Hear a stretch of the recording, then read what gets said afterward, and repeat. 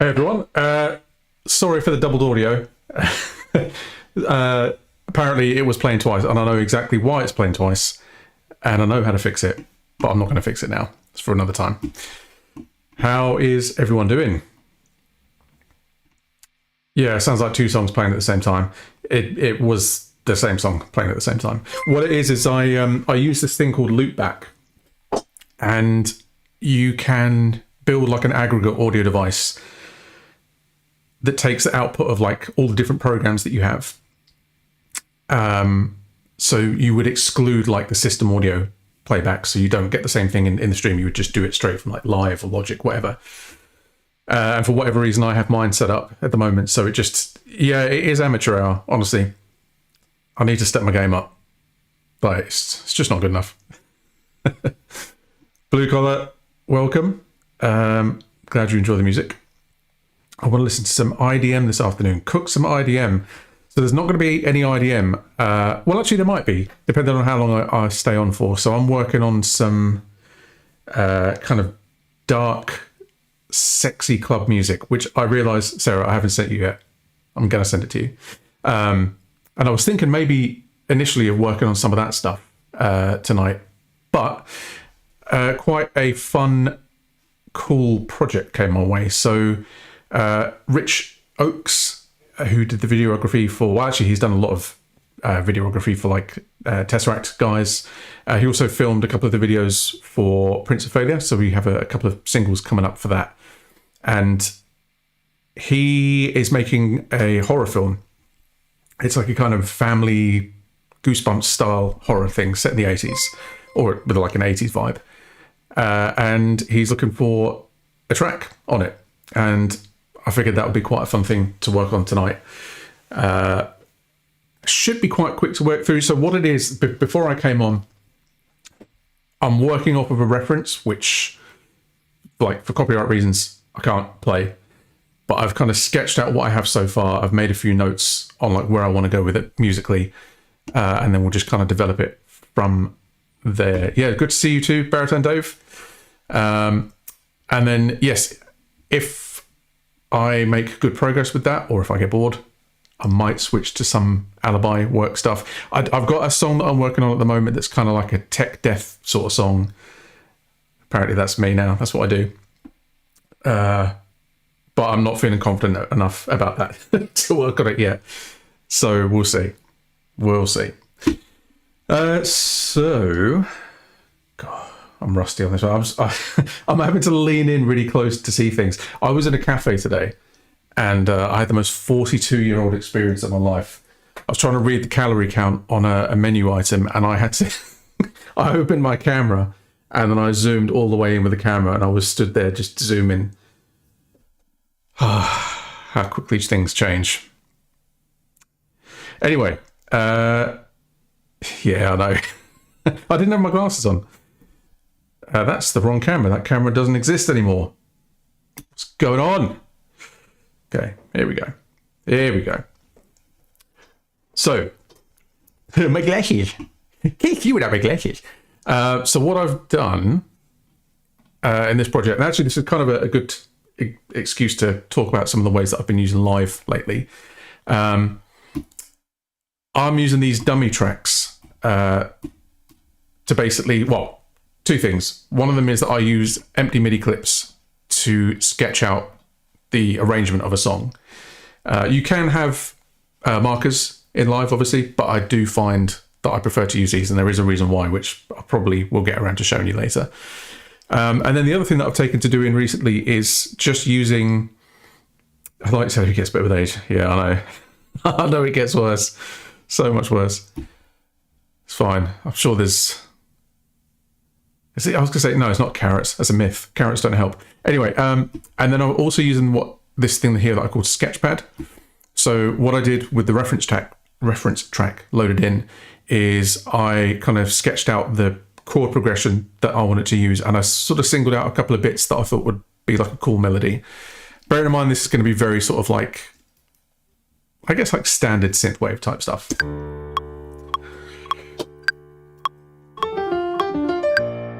Oh no, it sounded great already.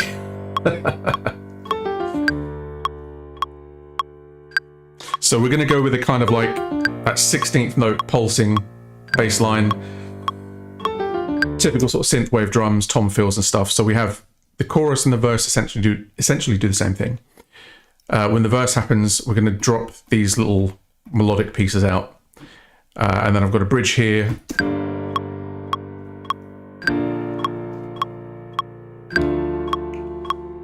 Basically, so the reason that I'm working to kind of reference is that the scene, I think it might be credits. I don't know. I'll have to check with the bridge. But basically, it's cut in a certain way.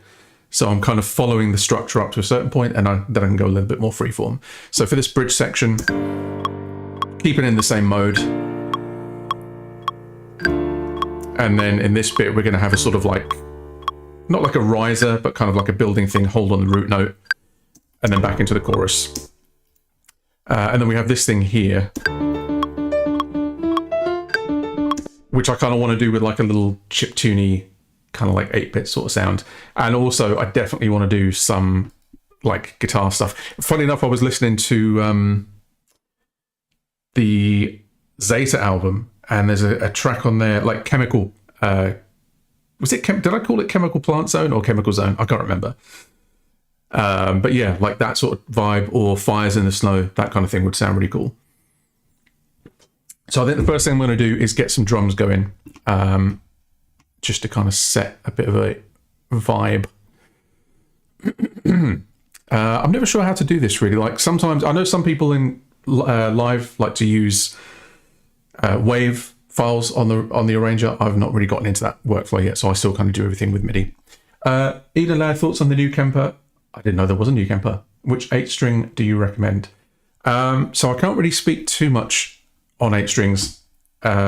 Yes, I do. So, sorry, a bit of a sidetrack. So the only 8s that I have at the moment is I have this guy, which is the Schecter. I think it's the C8 Evil Twin. So this is a multi-scale 8.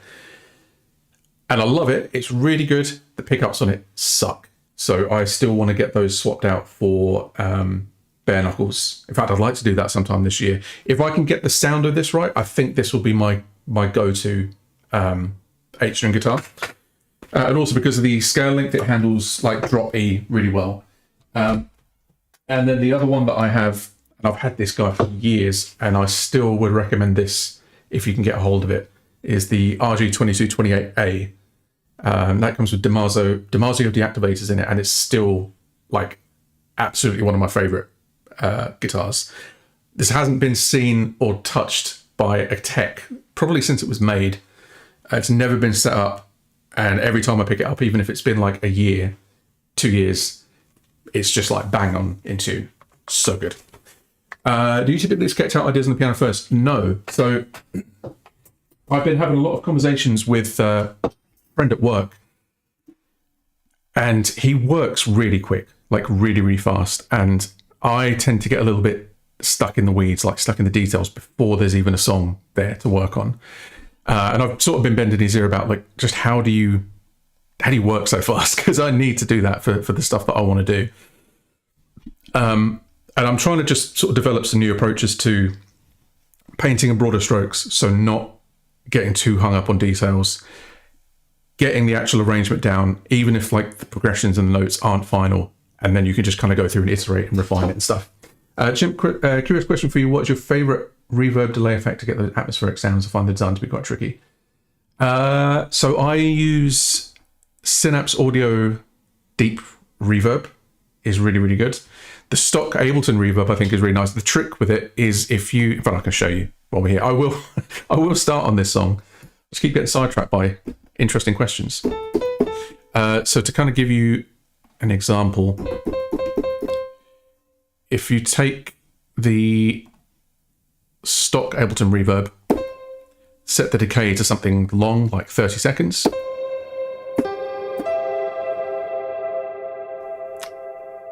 Pull the mix down, and then what you've also got is I like to put a bit of chorus on the reverb tails, but the thing that really makes it is if you put a delay before the reverb. So in this case, I'll use a Reason delay that I really like. Tape delay would be good for this kind of thing. Anything that does like pitch modulation. So here what's happening there is as the delays wobble and feed into the reverb,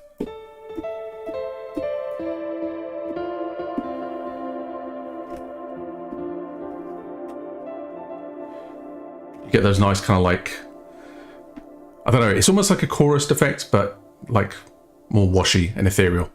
But yeah, I use this a lot. Reason Rack is fantastic. And to actually show you the reverb that I do use in there, it's called DR1 Deep Reverb. I think it has a delay time of like 60 seconds.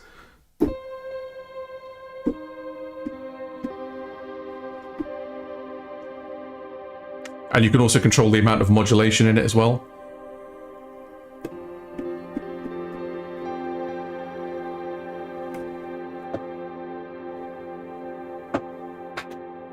And then you could do stuff like you could sample the output of that, turn it into like a pad or something. Anyway, get very, very sidetracked.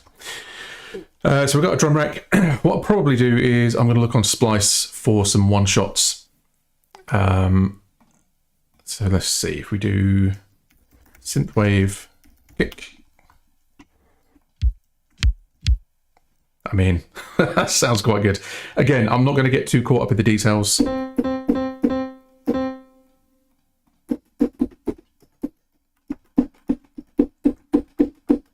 Can't even find the right thing. Playing in the wrong octave, I think. Dude, what?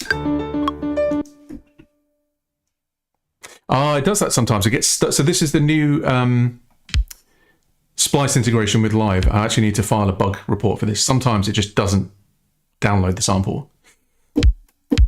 I don't like that kick.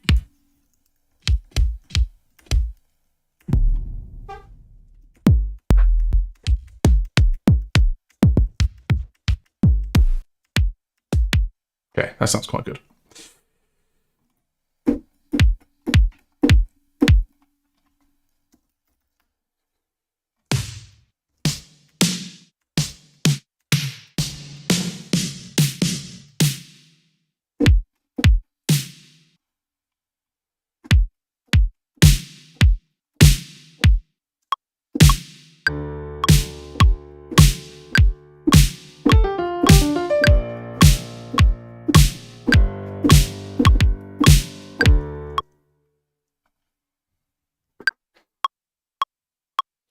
Tell you what, another thing that I've been doing as well, I'm going to do it on this, is, and this is a live specific, well, it's not a live specific trick, this is how I do it in live.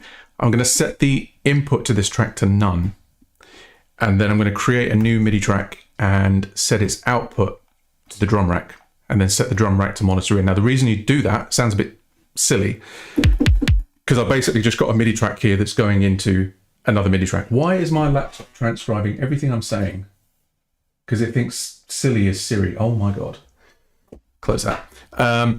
Yeah, so basically I've just got a MIDI track flowing into another MIDI track. But the really cool thing about that, and I'll show you how this works, is I'm going to record just the kick and snare on these.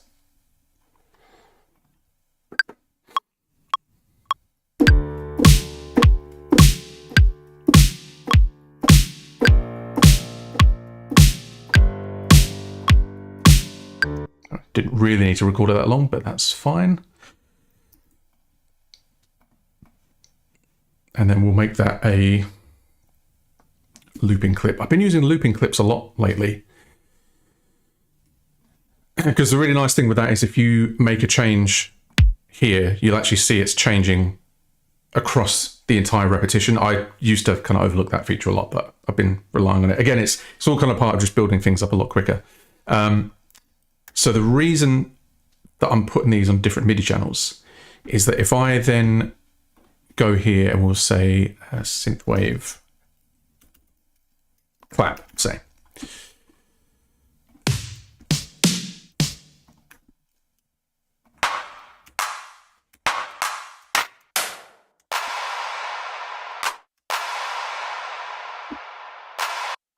And we'll put that on D sharp. Yeah, D sharp. Oh, it's not downloaded again. Very annoying. Well, we'll just use anything. It doesn't have to be that sample. So what I can basically do is I can then record a different MIDI part on a different track. And then if I want to sort of structure and arrange my drums, I can just bring those clips in and out without having to go in and edit the clip itself.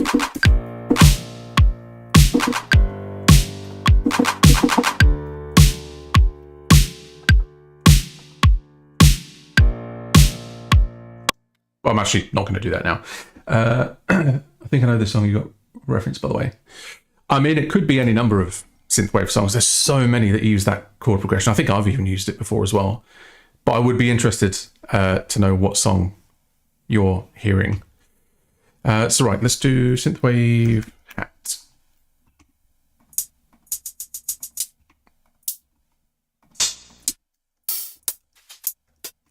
Also, I want to make sure we're doing one shots and not loops.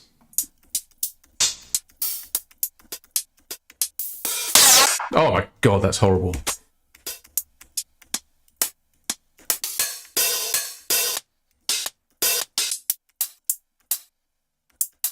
I mean, again, it doesn't really matter what we use at this point. Well, it does sound a bit shit, but so we'll do F sharp.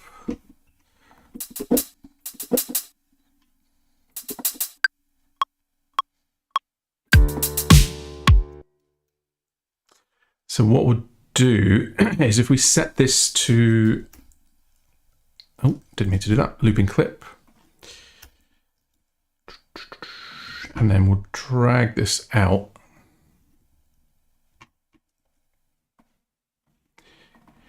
And again, if I go in here and make sort of really fine adjustments to the dynamics, it's going to do that across the whole pattern without me needing to like edit a bunch of bars.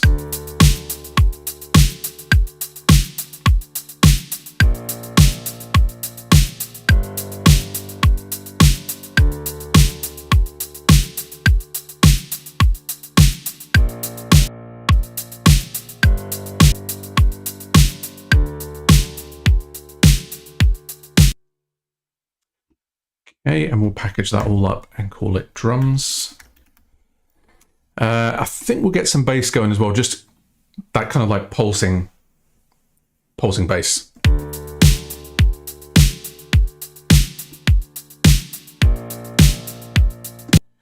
And I've got to figure out what I want to use for it. I think maybe Serum to start with.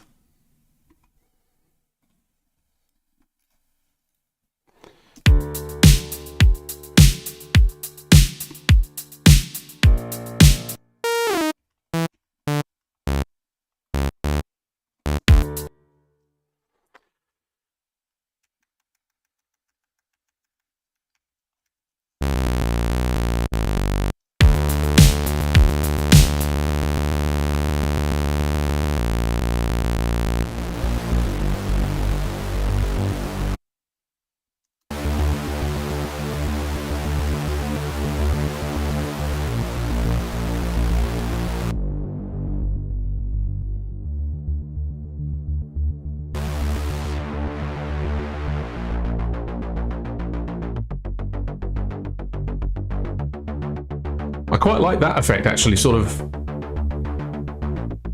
modulating the decay time and the filter. See if I can automate that within LFO. So we'll do LFO to decay. Set it to free run so it doesn't re-trigger with every note. It should be tempo synced.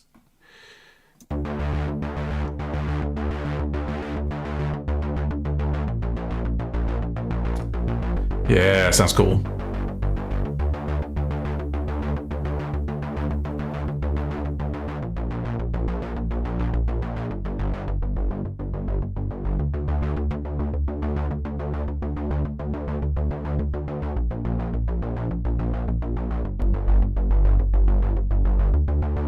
What I'll do is I want to have a sub layer, but I want to put that on like its own instrument. So might use instrument rack for that, so I can kind of layer the sounds and stuff. Why is my message going off? Okay, now it doesn't sound the same.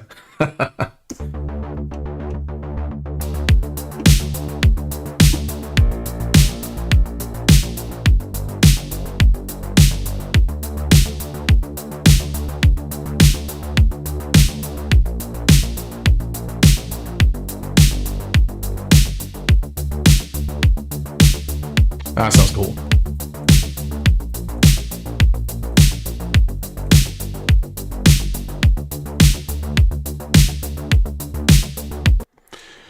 So if we put all of this inside of a...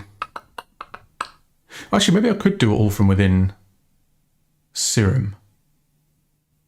No, I want to do it on its own thing because I want to apply different amounts of ducking to it. So we'll use another Serum. And this time, if I mute this...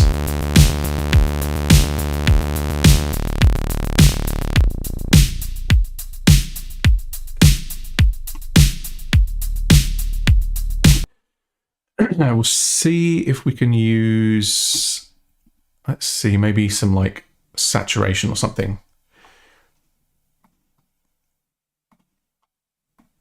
To sort of bring that out a bit more.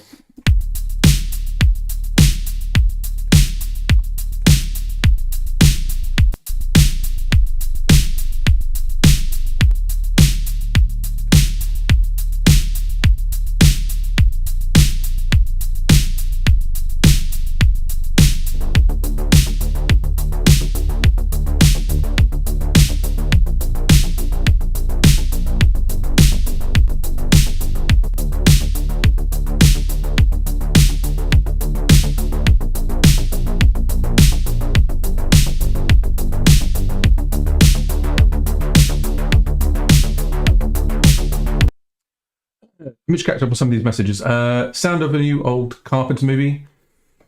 Yeah, could be. I mean, that was definitely, if you check out Fires in the Snow on the Zeta album, I mean, the name alone is referencing The Thing, but also the kind of tone of it as well. I wonder how many guys are following that EVH tone.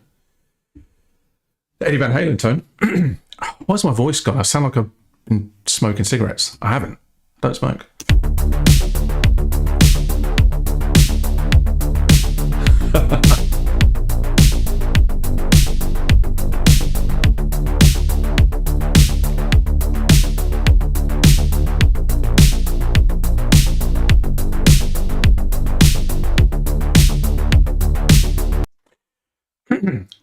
Try and get that that little motif thing in here. So I think that's going to be a stacked sound, and I want to do like a piano layered with a synth. So I think I'm going to use Reason for that because I quite like it for layering.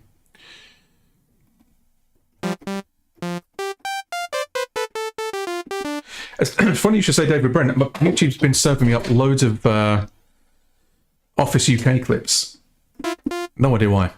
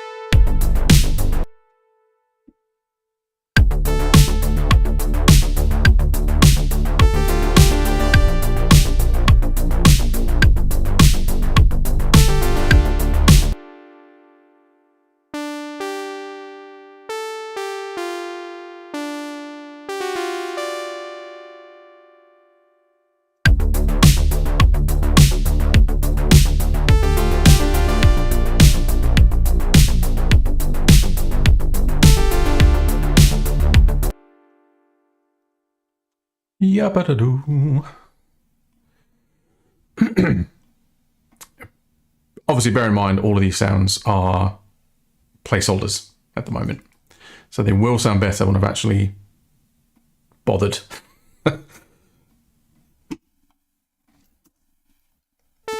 Yeah, so just to kind of fill you in on what I'm doing on this, Raven, there's a indie horror flick that's being made by a friend of mine and Dan's called Richard Oakes. film was called Jinx, and he wanted a kind of like 80s synth-wavy type thing for the end credits.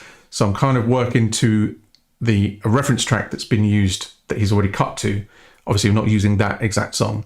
So that's kind of what we're working on here at the moment. Probably will work on some other stuff tonight if I get bored of this or hit a wall, but I think we'll be fine. I mean, this kind of track, it shouldn't take too long to put the bare bones together. Garth Marenghi, oh, love Garth Marenghi. So good.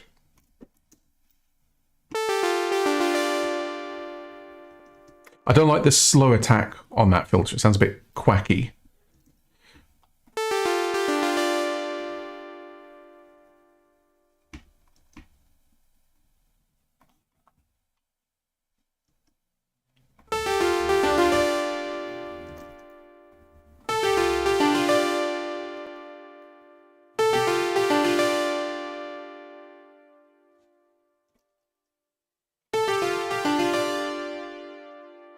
I kind of want that to last longer, so I might need to put some sustain pedal in there.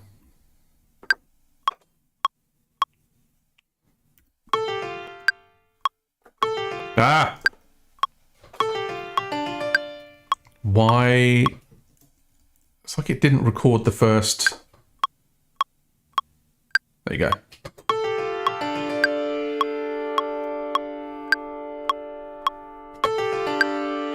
Although I don't want it to sustain like the whole thing. Let's try something else. There's a sound that I know I'm after. I think it might be Nexus, maybe. God, I haven't used Nexus in a very long time.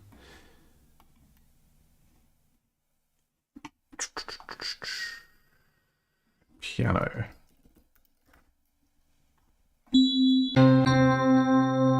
Ooh.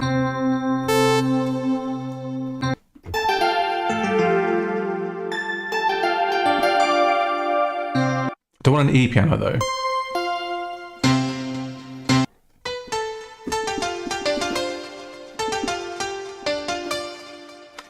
Now, can I... Oh, I don't even know how to work this. I want to make it like more sustained. When working with synth sounds, you tend to detune them somewhat to get closer to a floaty retro feel. Yeah, so a lot of synths, if you look for any control that relates to like analog or random detuning is another way to kind of do that, so that like every key press you get a slightly different tuning. So a good example of that, I'll show you with the Reason Rack synth, is so if you just listen to this playing the same note, you get the same pitch. This particular synth has something called age, so every note that you play is slightly detuned, almost like it's a really old synth that struggles to hold its tuning. So if you then use longer notes, you start getting that nice interplay between different notes as they kind of beat against each other. And then the other thing that I really find helps is if you put some LFO on it, but don't have it kick in straight away. So use a delay on the LFO. And it doesn't have to be very strong.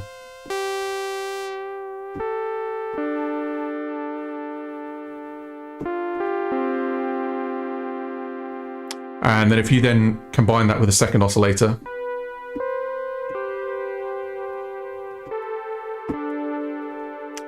and then again put that through something with like modulated delays on it, so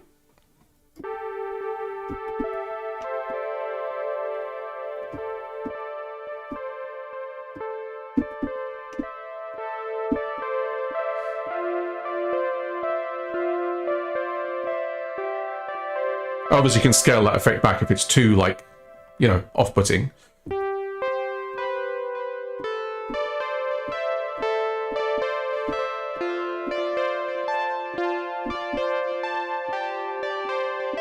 Yeah, so a little bit of detuning, a bit of random, bit of LFO, kind of makes things sound very warm, lush, old. If you were to then put that through a long reverb, like quite long,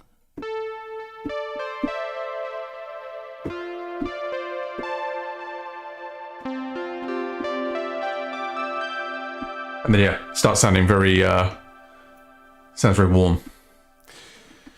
I miss making production music. Yeah, it's fun sometimes. Did you write for any libraries or anything?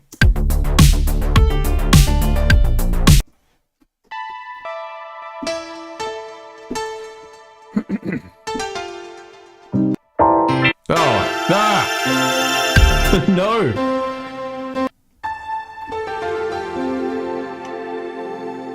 That's the one.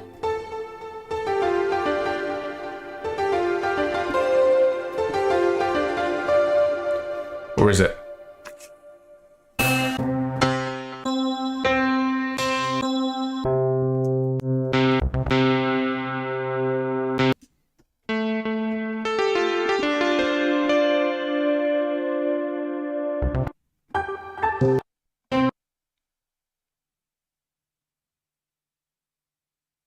Nice. Well, you know, I work for a music library at the moment. That's like my main my main thing. It can be fun.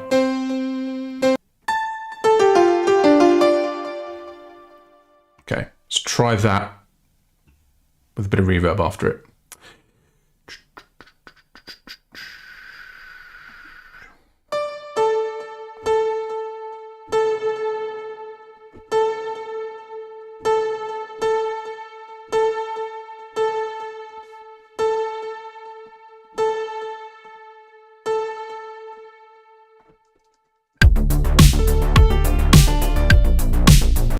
Could just move these down so I don't have to play them in again.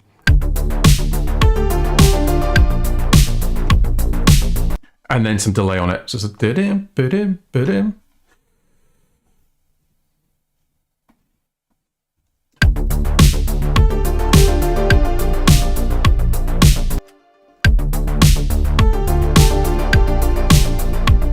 What I want it to do is I want it to come in when the piano stops. So I think I best use reason for that. So the delay in that Ripley has like a built-in sidechaining. So it sidechains to itself.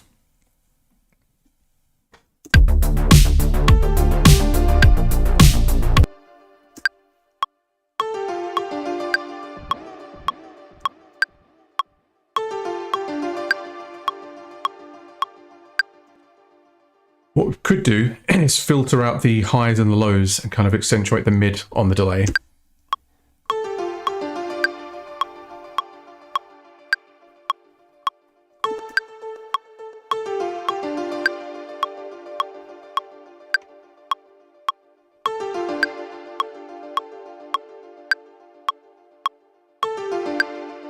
I still think that could benefit from like a layer of synth underneath it, like something really bright and fizzy, maybe even like an octave higher.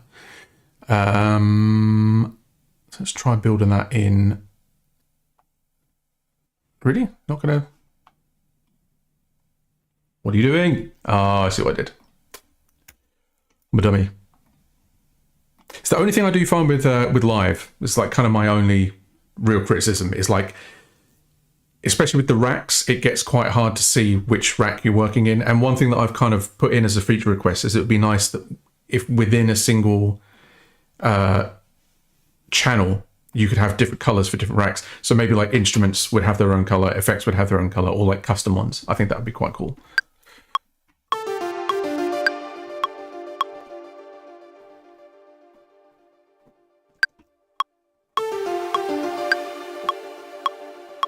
That sounded nice.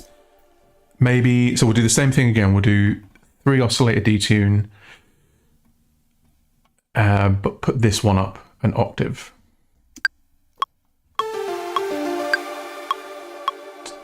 Too detuned.